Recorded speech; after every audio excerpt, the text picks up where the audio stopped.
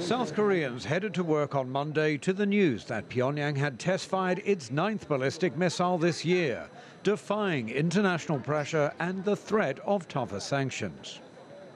In Seoul, the launch was seen as another rebuff to President Moon Jae-in's attempts to halt missile tests through dialogue. The unidentified ballistic missile firing this time seems as revealing the DPRK's willingness to build capacity in nuclear and missiles through its own roadmap, in the face of sanctions and pressure of the international community, and is aiming to oppress the ROK's strategic shift towards the DPRK.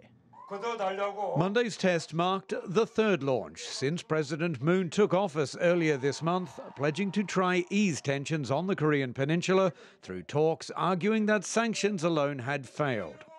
But some analysts remain skeptical about South Korea's new sunshine policy. They wanted to keep their system and the political regime, so they don't want to give up their nuclear program.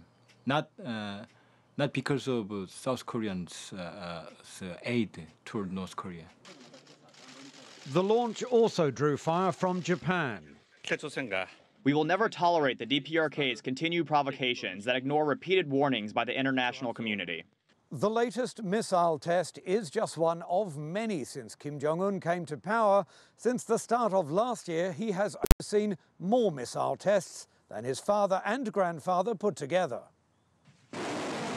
Monday's test followed just days after what the DPRK called the launch of a surface-to-air missile, and a little more than a week after a medium-range missile was successfully tested. Jack Barton, CGTN, Seoul.